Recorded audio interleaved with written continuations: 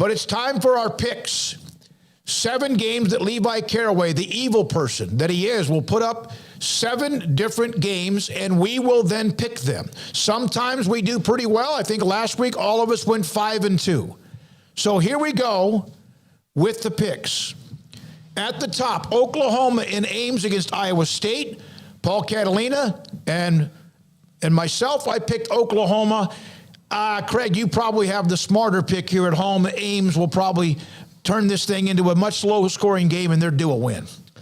Yeah, I mean, that's kind of where I'm coming from. I think Oklahoma, last I looked, was like a 1-point favorite in Ames, and I think Oklahoma, very well could win this game. I think that's pretty much every game we pick is, either side could win it, obviously. But I don't have faith in the Sooners just yet that they're going to just go walk into Ames and get a win. I understand they're a different team with Dylan Gabriel, and I understand that Iowa State's offense isn't the greatest thing on earth, but and they're, the state of Iowa as a whole, I mean, Iowa's offense is really bad, but Iowa State's isn't very good either. I don't know that they get as much bad attention as their rival does, but I think they can muster enough against this Oklahoma defense to make this a really tight game. I think obviously their defense can do its job. It's one of the better units in the country, and it's the reason why they've nearly won, most of these Big 12 games, but the offense is more of why, and just dumb mistakes like throwing, interceptions down near the goal line,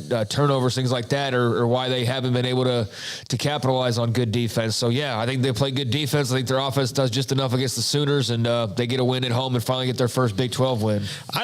The only reason I'm picking Oklahoma in this is that Iowa State has found ways to lose these games, and that's what, and I don't think they're a bad team. I think they're a good team. I just think they don't know how to win yet, and I think they'll find a way to lose this game in spite of what will probably be a really valiant defensive effort against Oklahoma. But, Craig's probably right here, and Craig's the guy who follows Oklahoma even closer than we do. So, I think Dylan Gabriel's probably my X factor in this, but it's not like he's invincible or anything. I just think that maybe he can make enough plays on an Iowa State defense that's really good to keep an Iowa State offense that's really bad behind the 8 ball a little bit. Yeah, Iowa State, maybe they actually make the catch in the clutch or they don't turn it over. They have been their own enemy at times, and they're kind of in just that flip-flop. And I do think that they'll try to, muddy up this game, try to keep this thing from getting into the 35-40 range. I picked Oklahoma. Dylan Gabriel's second game back, so that's that with Oklahoma and Iowa State. We go down to the next game. West Virginia hosts TCU. Frogs are on fire, coming off a huge win this past weekend, and now they go to Morgantown, who just was blown out by Texas Tech in Lubbock. In this conference, who knows, everything we may think flips this weekend, but across the board, we have the Hogs. They just have too much firepower, in my opinion. You mean the Horned Frogs? What did I say? The Hogs. Oh, I mean the frog. I meant to say the Frogs. Sorry about that, Craig. Yeah, I go TCU here. I understand why some are pointing to, playing in Morgantown and just the potential for, a letdown, kind of hearing how average West Virginia is, hearing that, their basically own fan base is clamoring for a coaching change. At least pockets of them are now at this point. There's not a lot of good things to grab onto with West Virginia right now. I think that when they beat Baylor, there was a real opportunity for them to kind of try to create something after that. Not that they were going to go make a Big 12 title run, but at least give yourself a jolt to, get onto some kind of a track and play well and fight for your coach and do all that. And they beat Baylor by the skin of their teeth, and hey, they did, but they turned it into a big ball of nothing. They turned it into a blowout against Texas Tech 2 weeks later, and I just think that was massively disappointing, whether the game was in Lubbock or not.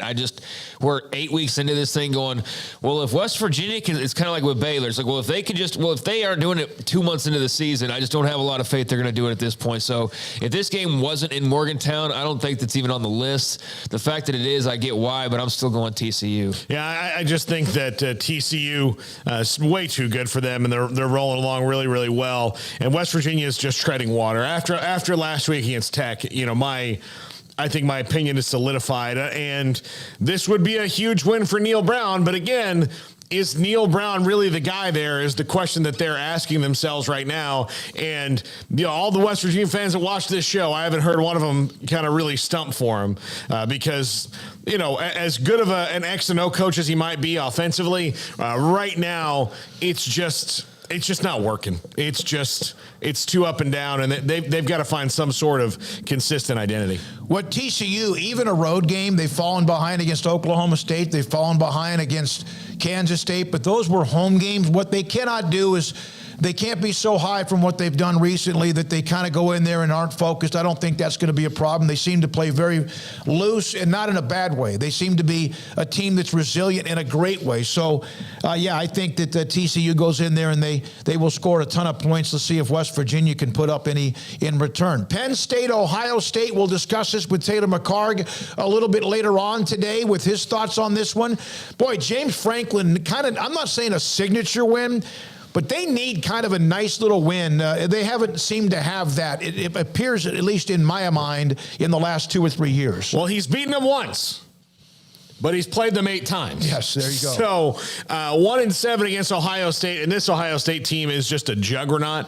This is the first real big test they will have, but we saw Penn State versus Michigan a couple weeks ago, and that didn't work out well for Penn State. I think this game will be very similar in that Penn State will give every bit of fighting, scratching, clawing, throwing grass and dirt in people's faces that they can, but they're just not as deep and talented as Ohio State.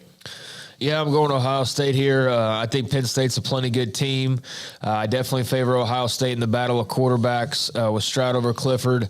And, I just think Ohio State's one of those teams that they've got, guys that are NFL first-round picks that are basically do we feel like they need to play this game? No, we can win without. They're basically able to just we don't need Jackson Smith and Jigba all the time, or just somebody else steps up, Marvin Harrison Jr., Henderson, or whoever. They're just so loaded in the skill spots, and I think Penn State will make this an interesting game. I do think that it's going to be cool to see Ohio State go up against a team of Penn State's caliber and see if they can get tested a little bit. But yeah, I'm in with the Buckeyes. I don't know that I'm they're the number one team in the country like some people are doing at the moment, because I do need to see them play a little bit more, but I definitely think they're up in that conversation, and for good reason. And so I go Ohio State. I take the Buckeyes. And now this has been one we have discussed and a lot this week, as we should, because Kansas State coming off the loss, they have the quarterback issues, although Howard will most likely start for them.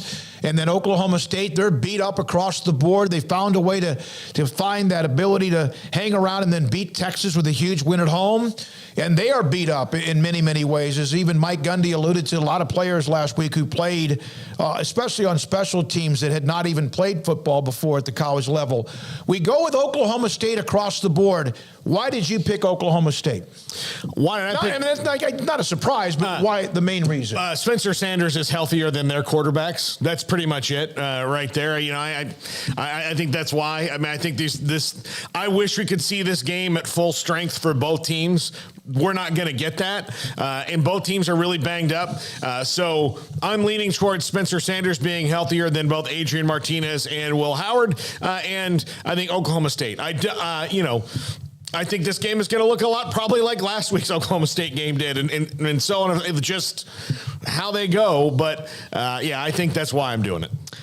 I went back and forth on this one. I think that being in Manhattan matters, but I don't know that it trumps everything in this game. It's not the deciding factor for me, but it is what gave me a bit more pause in potentially going with the Wildcats. But, give me Oklahoma State. I feel like they're on a good run right now. And I do think the health of quarterback matters. I don't know how healthy Spencer Sanders is, like you said, Paul, but I know he's probably healthier than Adrian Martinez. And I know Will Howard looked really good in relief twice. More so probably the first time, right? Second time kind of trailed off a bit. But I don't think that he just jumps in and performs exactly like he did when he came in last week. Give me Spencer Sanders over the uncertainty of who K-State has. But this ought to be a lot of fun. I'm sure both teams will be feeling this even more? Can they both keep getting through all these injuries that they have? I don't know. There's only a month to go, so I think they'll probably make it. But yeah, this is definitely part of the uncertainty is all the injuries for both sides. Here's why Kansas State needs a win, and if they want to play for the Big 12 championship, they can still not win this weekend and have a chance. But they have a loss to TCU, and that would mean they'd have a loss to Oklahoma State. They'd be a game back of Oklahoma State and at least a game or two back of TCU. And they would have the tiebreakers go against them in both of those particular scenarios. And then they would absolutely need to run the table the rest of the way and then kind of see who else could maybe catch them or hope that Oklahoma State or TCU have any kind of a possible free fall. All right, the next one, UCF and Cincinnati. I can't even see the logo unless I'm just blind. It's probably the Cincinnati logo. This game is in Orlando at the Bounce House. UCF coming off a bad loss to East Carolina, not losing to East Carolina, but a bad loss. And then Cincinnati has just kind of found a way. They found a way again last week. Your thoughts? Let's start with Craig, Cincinnati, UCF. Man, I don't know how bad that loss was to ECU. It wasn't a good loss, but I mean, it wasn't like they lost to old Kansas or something like that. They got beat badly. Yeah, they did, but I don't think ECU is like an awful team is what my point is. Right. So yeah, this one I didn't really know what to do. I know that UCF's getting a lot of love. I know that the fact that it's in Orlando's, part of the appeal here. I think that's home field's obviously going to be a factor in a lot of these games this week because I think in that Baylor Tech game it's going to be the deciding factor for a lot of people. But I can see that pushing you one way. I really don't know. I didn't get a good feel for this one. I just feel like Cincinnati's winning. And finding ways to win ugly and just kind of being resilient. And it's not as sexy or as dominant as it was last year, but they're still just finding a way to pluck away. So that makes me feel like even if they're not the sharpest or the most talented, that they can go into Orlando and kind of weather the storm. I think UCF's going to be pumped up for this game. And I think the UCF over the last few weeks has shown some things to be excited about and to be positive about. But yeah, give me the grittiness of Cincinnati, even though I do think it's going to be a real struggle, and I understand why UCF's getting some play. Yeah, I picked UCF in this game because they're at home. They're coming off a rough loss to ECU that they got thumped in. But I do think this is a big game. Look, Cincinnati can essentially wrap up the conference if they win this game here because they'll be 2 games ahead of most everybody in the race, and especially UCF, who's the second best team by most standards. So I think this would be a big one for Cincinnati if they got it because it is. But because of that, on the other side, UCF needs to keep pace and make sure that they're not out of the conference race. I just think playing at home, John Rice Plumlee, I'm on the Gus bus this week. I just think in a game that is going to come down to the last part of it, UCF wins. You forgot about Tulane. Oh, yeah. I didn't forget about Tulane. And that's one of the losses East Carolina has. They also lost to Navy and NC State earlier this year, but that was a nice win for them to jolt themselves, get to 5-3 on the year. I'll take Cincinnati. I just still think that they're just better. If UCF wins, that's great. It'd be a nice bounce-back win for them. And I'm not saying they're much better. Tennessee and Kentucky, and what could be interesting because Kentucky at times with their run game and also what they do, of course, with their defense, but they've got to take on a Tiger by the tail and the red-hot Vols, and we all picked the Vols straight across. I would be surprised if anyone would pick Kentucky. We have the Vols straight across. I think this will be a better game than a lot of people may realize if they're just looking at it on the surface. Kentucky's a really good team, but Tennessee's just rolling along right now in the way that Hendon Hooker's playing. This is a good quarterback matchup, though, and Will Levis and Hendon Hooker. So should be a good one, but I think Tennessee's just better. Yeah, I think Kentucky's a fine team, but I didn't really give this one much thought at all. I'm going Tennessee, and I don't think that they had too much trouble when all is said and done. That's not disrespectful to Kentucky, but more out of respect to Tennessee and what they're doing right now. But, yeah, I didn't really pause too much on this one. They haven't given up a lot of points, Kentucky. They lost a couple of games to Ole Miss 22, South Carolina 24. They just haven't given up many points, and so maybe – maybe they can try to get some things together. The game's going to be in front of 105 to 8,000 people or whatever it can be in Knoxville. All right, I take Tennessee. Texas Tech at home against Baylor. We have debated this throughout the week, and there's a lot of good reasons I have. I'll start with mine. If Baylor was who we thought they were going to be, which sometimes doesn't happen, if they could still power the football and pound you in the mouth and slow the clock down or suck the clock out, and also maybe keep a road team on a road game, keep the crowd out of it, although they're going to be going nuts in Lubbock this weekend, and the defense wreaking havoc with disruptive plays, we haven't seen that. And so Texas Tech scores a lot. Baylor has struggled with that game against West Virginia. Oklahoma State, be a great win for Baylor, might flip the season around, but I just feel like it's just too much against them this Saturday because of the erratic behavior that we have seen on occasion with how they play. Yeah, I see, I see scenarios where Baylor can win this game. They just haven't played out those scenarios yet this year. So it'd have to be the first time. We know that they can. I just think at home, Texas Tech is too much. I think Tech wins this game because I just don't see this Baylor team being cohesive enough, especially on the defensive side of the ball, to slow down Tech at home. Yeah, I got really, really close to picking Baylor in this game, especially as we get closer to game time. Really the only single reason why I'm not picking Baylor in this game is the fact that it's in Lubbock. That's the only reason. It's not Texas Tech having a good passing game and Baylor not having a very good secondary. It's not Texas Tech having an offense where they throw it around a lot and the Baylor defense just not being able to really create pressure at all. I do think those things, though, are going to factor in and are going to matter. But if it was in Waco, I think they could overcome that and win this game, even though we've seen them get dicey in Waco. I think a lot is rightfully so being made about Texas Tech and some of the success we're having, but I think it's kind of also getting a bit blown out of proportion. I mean, they're 4-3. They've won all their games at home. They've lost every road game. So this game's at home. So, again, I think that's like kind of the deciding factor in every argument I've heard for Texas Tech. And there's also always this, and they're just playing really well right now. I mean, they blew out West Virginia. West Virginia, I just don't think is a very good team. So I give Tech credit for doing what Baylor couldn't do, certainly. But I think we need to – I'm very curious to see how well they play this weekend, because if they play well this weekend and just like they leave no doubt with Baylor, then I'll be all on board of like the improvement train and all of that. Like, don't get me wrong, I think they've improved. I just think that there's like a little bit too much sauce being put on how good they really are. So this is a really interesting game to me in that regard. So yeah, if they win, then I'll be all on board with that. But I'm going with the Red Raiders just simply because it's at home. I do think they'll be able to pass it around on Baylor, and I wonder how many stops Baylor can get without allowing Tech to just control the number of plays and control the clock and do like they have done, where they've just, thrown it around all night long and just kept you on the field going for it on fourth downs and doing all that. Like, I do think, and I do worry about Baylor being able to get off the field at times, but I think they'll get some stops. I think they'll be able to run the football, and I think they'll be able to throw it around a little bit. I think this is going to be a back and forth game, and I give the edge once again, as I've said 10 times now, to Tech by a slight margin because of all of the atmosphere that you expect on Saturday night. I think Baylor's good enough to win this game.